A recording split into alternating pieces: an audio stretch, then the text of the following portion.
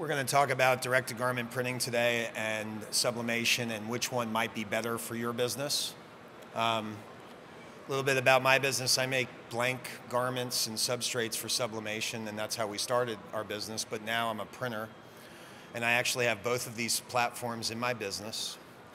While the majority of my business is sublimation, my favorite platform is the direct-to-garment because it's basically idiot-proof and it's highly profitable. I also do a really good job. Our company does an excellent job of being focused on the right type of customer. So as you're looking through this technology overview, you should be asking yourself who you're selling to, because that will dictate which one of these makes more sense for your business. And I'm happy to answer any questions after we run through this. So these are some things you need to consider, just general traits of both technologies. You know the term hand, it means can you feel the ink or not. One of the great things about the majority of the direct-to-garment platforms is they have a very soft hand. That may not be the case with white ink. Does anybody have to print on black shirts like their life will end if they can't? No? Good. Wash fastness. This is, you know, how long will the ink last in a nice aggressive German wash cycle? You know they like to boil their water, so that'll test a lot of things. Sublimation has outstanding wash fastness. Direct-to-garment really depends on the platform that you're selecting. Color intensity and gamut, I think they both do a really good job, but again, you know, sublimation, because of the amount of energy that goes into the inks when they're being set into the garment, tends to have a more robust blister of color, if you will. Cotton, you've heard of cotton. In America, we consider it the fabric of our lives, but it's interesting. Cotton is kind of getting its butt kicked a little bit by polyester lately. I saw cotton actually, it had an advertisement talking about why polyester is not good. Usually you wouldn't prefer to talk about your own product, why not the competition isn't good. So I think cotton is really losing a lot of ground in the market, especially in the sports markets. I'm sure we've all heard of Nike and Adidas. You've probably heard of Under Armour as well. They've all done a great service to sublimation, making polyester an acceptable fabric again. And you know, polyester has always been able to wick moisture away from someone. It's just it's finally being marketed as such. And I really don't think that that's going to change anytime soon, especially in the athletic space or in the outdoor workwear space. We sell a tremendous amount of sublimated garments now to people who have large outside workforces. The shirts last 4 or 5 times as long as a cotton shirt. So there's a lot of positive factors to that. I think I have a fashion show going on behind me, so that'll be fun too, right? They're probably showing cotton. Non-apparel items. The one thing that's great about sublimation is it has an incredible wide variety of things that you can print onto. And so as a result, you have the ability to bundle a lot more when you use that platform. Substrate diversity is definitely something where sublimation wins hands down against direct-to-garment. So what is apparel doing right now in the marketplace? It's certainly segmented. You know, more and more people want exactly what they want and not something else that's close to it. But as an industry, clothing is flat from a growth standpoint. Technology is much more important during the holidays these days than clothing. When I was a kid, I got a lot of socks and shirts for Christmas. Now, iPhones and iPads tend to dominate on Boxing Day and Christmas Eve. What is doing well is high-end shirts and a lot of mixed media. I see a lot of sublimated, full-color art, photographic art being surged together, and that's something that both of these platforms are very good at. Performance apparel is probably the fastest growing part of the market in the States, and I know every market's different, but you know, I was over in the Marionetsplatz and I went to the Adidas store on the corner and it was packed with people who were getting ready for World Cup and otherwise. So, you know, the amount of cotton in there was very low. I think I saw maybe 6 or 7 garment selections that were part cotton, and at least half of those garments were typically polyester.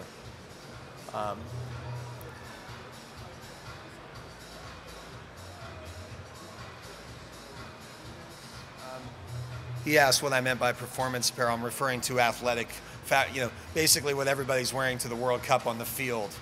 And polyester does very well in that space. What's nice about both of these technologies is they're very comfortable with mass customization. And if you look at larger platforms, you have the ability to very efficiently harness what I call variable data.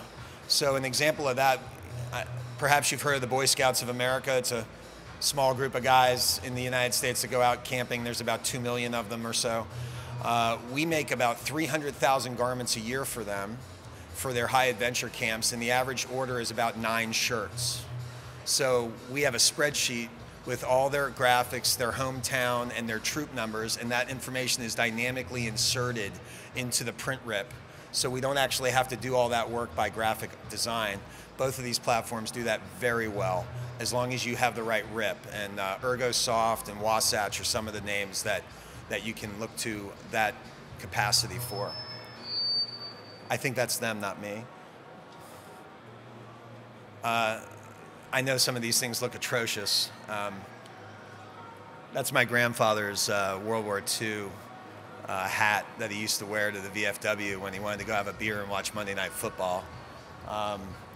That's like the classic example of customization.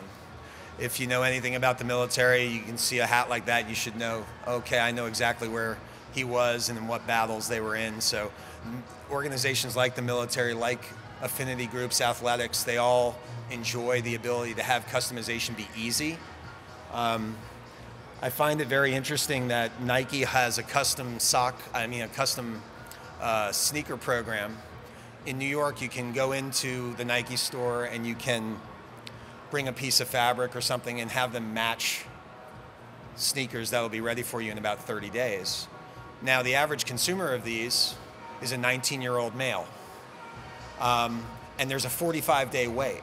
And so I went into the store and I asked the manager, I'm like, well, I assume about 30–40% of these kids don't show up for their appointment. He goes, no, 96% of these people keep their appointment.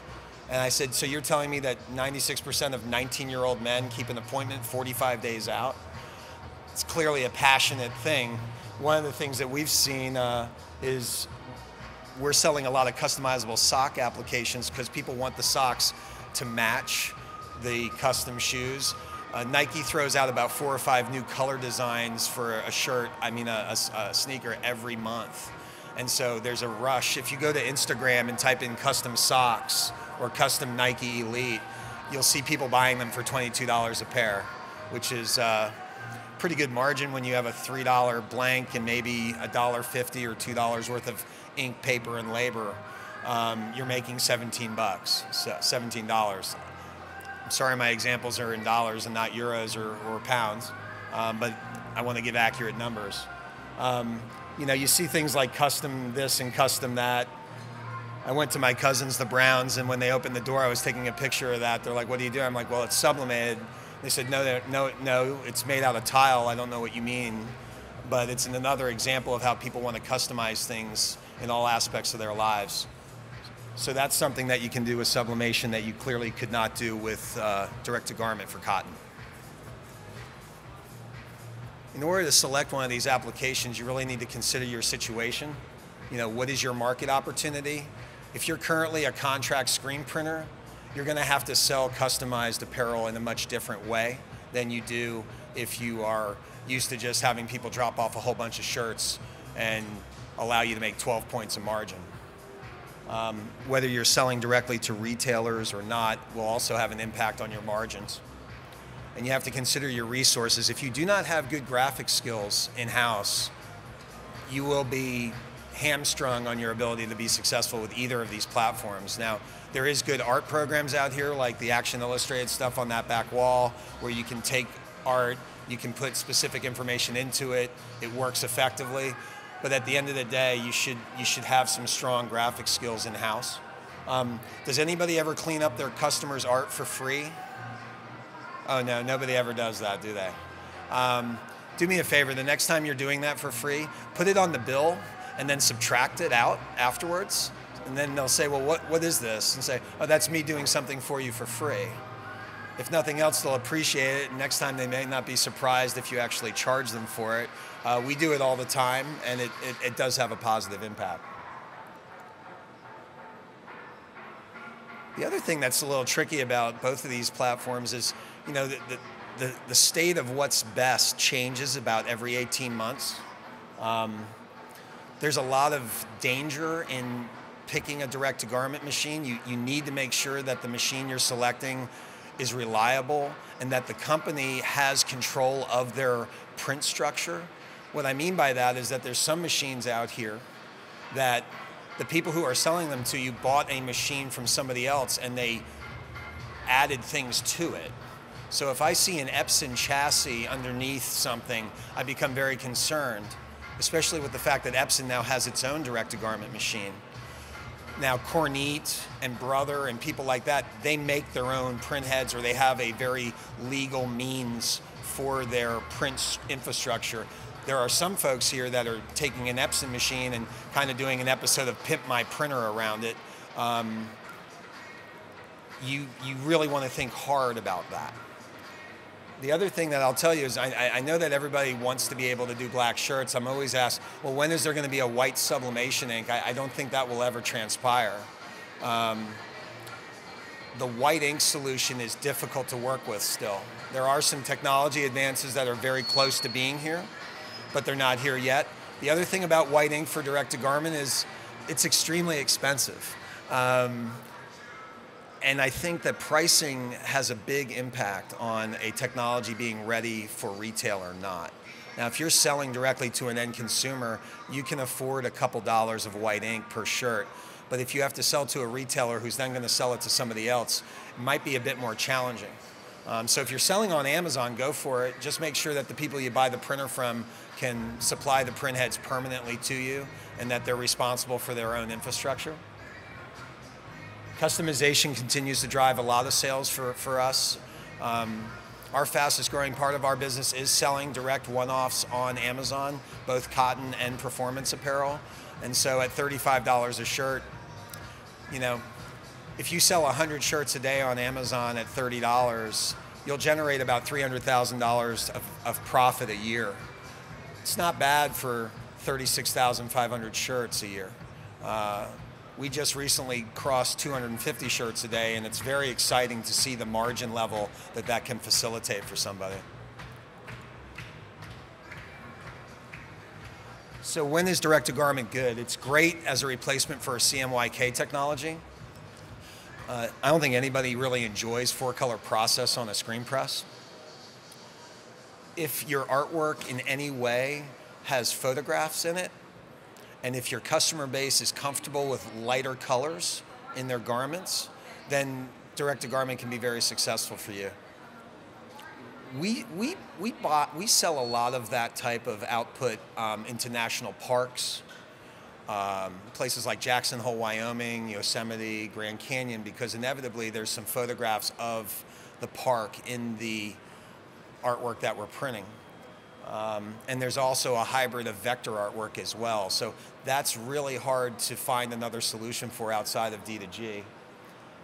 With sublimation, I think people are getting more and more comfortable with man-made fabrics.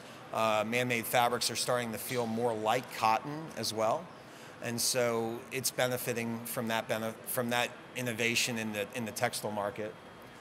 And it's again very flexible, so you can do a lot of things with it that are hard substrates, foam covers, and you can bundle a lot of items together.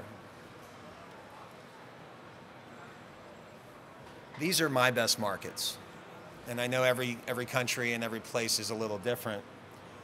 By the outdoor market, I mean hiking, ski, surf, places like that.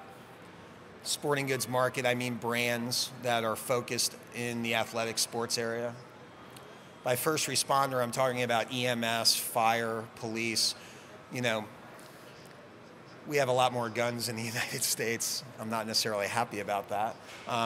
But when they're wearing Kevlar and other forms of protection as a police officer, it can really get you hot fast. And so as a result, they like to wear performance apparel like Under Armour, things like that, underneath the Kevlar.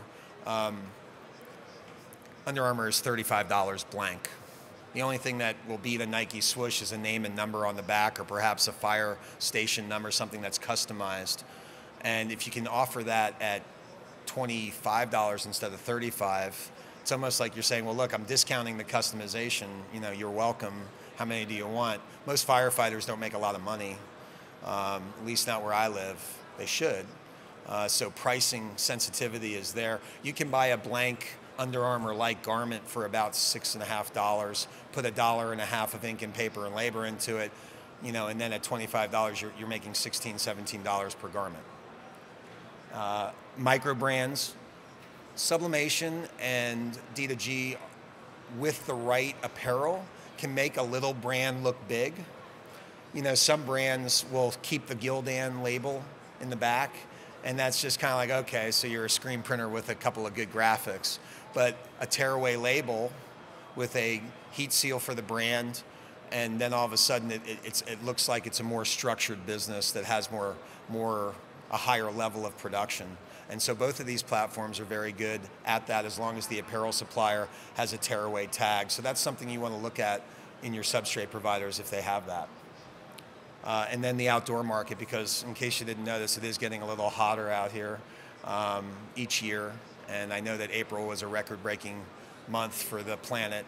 And as that continues, more and more sun protection, SPF 50 rated fabrics, instead of having to put a bunch of lotion on your kids. If you go, I live at the ocean in South Carolina, near Florida, and when you go out on the beach now, all the kids in the good neighborhoods, they have long sleeve surf shirts on, so their parents don't have to run around chasing them with spray all day to prevent the sun. Sun protection is the fastest growing part of the clothing market right now. So I know in the UK perhaps it's pretty cloudy. Maybe there's 3 days where that matters, but you know, if you're in Southern Europe or if you sell to people in resort markets, this is an important fact, and it's a good way to grow margins. People will pay more for a garment that has officially been certified as sun protection gear. I love this slide because 2 of these machines don't even exist in the market anymore, and I only put this slide together about a year ago. That one's still here. That one's still here. This one kind of changed, and that one's just plain out gone. This is why I want you to be very careful if you're considering a direct-to-garment platform. Make sure they have a long-term legal right to the print head infrastructure that is inside the printer. If they are just relying on somebody else to not stop them from continuing to use something that you know, if there's an Epson inside that printer, Epson doesn't like that. They lose money when they just sell a printer. They're an ink company, just like a lot of other printer companies. They want the consumable revenue. So anybody who's piggybacking, so to speak, on their platform is we have a phrase in the States, a dead man walking. It's just a matter of time before their business model is significantly challenged by a legal situation. So please bear that in mind. What are some of the benefits of doing all this? You know how many people will be told they can't do 10 shirts or 12 shirts because they're talking only to screen printers who don't have a D2G machine? So you get to say yes, and you should say yes at a higher price, because the fact is you did say yes and 11 other people said no. It's great for full color, high resolution. You can do same day quick turns. If you're going to decide to get into the same day printing business, I suggest you get a large bottle of aspirin as well, because it's going to be a bit of a headache. Both of these platforms are environmentally friendly. Their MSDS sheets are typically very clean. One of the exceptions to that might be the white ink. You know, titanium dioxide isn't exactly something you want to have a drink of at the pub, but aside from that, it's a pretty clean technology. Again, photographic artwork is really where both of these platforms distinguish themselves from some of the historical print platforms. And it's cotton, so it's the fabric of your lives. Breathes. What's great about Dye Sub is the entire athletic market is running in its direction. It's permanent. It's never going to come out. Never is a very dangerous word. So is always. But it isn't going to come out unless you stick it in the Gobi Desert for 10 years, and I really don't think anybody's going to do that. The color is really unmatched. It's very short run friendly. And you can combine a bunch of short runs into a long run production day. We do about 4,000 to 5,000 shirts a day at my shop, but the average order is about 16. But we piggyback them all on each other, and so it can be a very harmonious production environment. Works with the wicking fabrics, and again, it's very flexible. All that other hard substrate stuff that's behind us over there and there are all things that can be done that way as well. Cost. Small format you can get into for about $2,000. I am not including the heat press in this analysis. I am not including software. I am not including Photoshop in these numbers. The mezzanine level, this is something that's a wider printer, maybe an Epson 10,000 or a Mamaki JV33. Then above that, you start getting into large format machines. One thing that is important to recognize is if you're going to be focused on apparel and you want to get into sublimation, you probably want a larger printer. There is a significant difference in the price of ink between a small printer and a large one with sublimation. If you do 125 shirts a week and there's 2 square feet of ink on the average shirt, you will pay off the difference in the equipment for the larger equipment with ink savings in exactly 6 months, 2 weeks, and 3 days. Not that I've run the numbers or anything, but so if you plan on being successful at that level or higher, you know. The other thing that's really important here is if you're in the promotional products industry, or if you're dealing with large corporations that get very fixated on their Pantone colors, it's very hard to hit specific Pantone colors with consistency and precision with the smaller platforms because they don't have a very rich, feature-rich RIP, raster image processing software.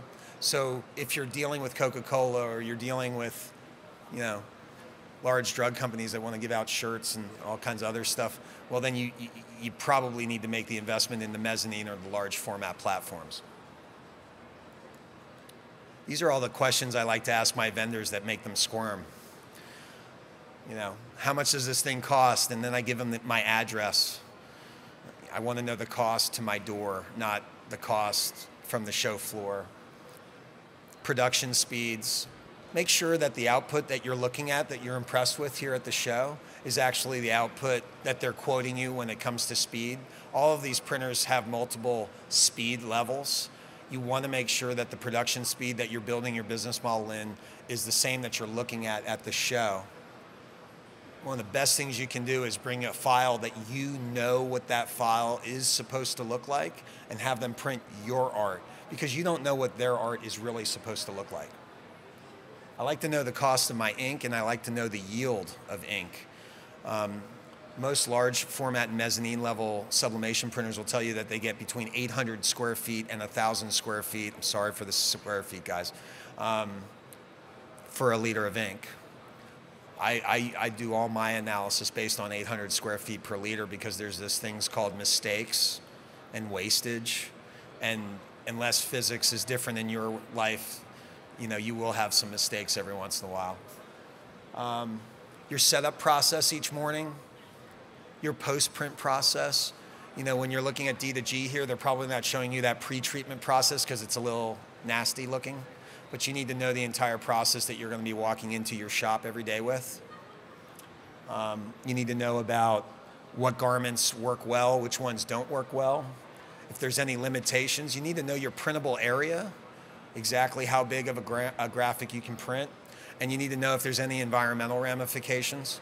A couple years back, California kind of tightened their environmental regulations. They often do things before the federal government in my country, and so a whole bunch of printers ended up moving to Nevada, you know, like right over the state line. So things like that you just need to make sure you're aware of any environmental conditions that might affect your ability to use the equipment in your country. These are more questions I like to make people nervous with. What kind of software do I need? What is the printable area? What is the actual footprint of the equipment? You might think it's the machine is this big, Chris. But what if it needs ventilation behind it? What if it needs to be in a specific type of environment. For example, sublimation, I would never put carpet in my sublimation print room because static electricity, humidity, temperature, all of these things are factors in whether or not the ink is going to lay down on the paper correctly. You're talking about billionths of a liter, so a little bit of excess humidity in the room can really cause a problem. Show me the warranty, I want to read it. I know that we don't necessarily enjoy reading warranties, but if you don't, you might find yourself upset about $20,000 that won't come back. I also like to know if there's a service level agreement. One of the things I like about Roland in the United States is they have to be within 4 hours of you if they're going to sell you the machine. The 800 number is intended to mean a toll-free number. I know a guy who bought one of those machines that's no longer available, and in addition to the machine not working, he got stuck with a $950 phone bill from waiting on hold for technical support. So make sure you know that they're going to let you talk to them for no charges. How long is it going to last? I didn't mean lifestyle, I meant life cycle. I don't care what your printer does on its personal time. But you might want to know how long it's intended to last. I have a GT541 Brother. I've had it for 7 years. It's a great machine. I've done tens of thousands of prints on it. We've also done a really good job of listening to all the environmental requirements for it. If somebody can't give you 5 happy customers to speak with, then that's probably a problem. I love when they say, well, the guy doesn't want to talk to you, you're a competitor. You know, if I was in South Carolina, I'd say, fine, let me talk to somebody in New York and California. I doubt they're going to see me as a competitor. I think 5 is the right number. You can convince 3 family members to do just about anything probably, but 5 is hard. So I don't think it's too much to ask to be connected with 5 people that are happy. And you know, who do I call when I have a technical question? Who do I call when I have my printer isn't working? And what are you going to do when I can't reach that person is another good question to ask folks as well. Because equipment is only as strong as the people supporting it. And with digital printing, I think that's more true than other types of platforms and technologies. We are exactly at 4:30.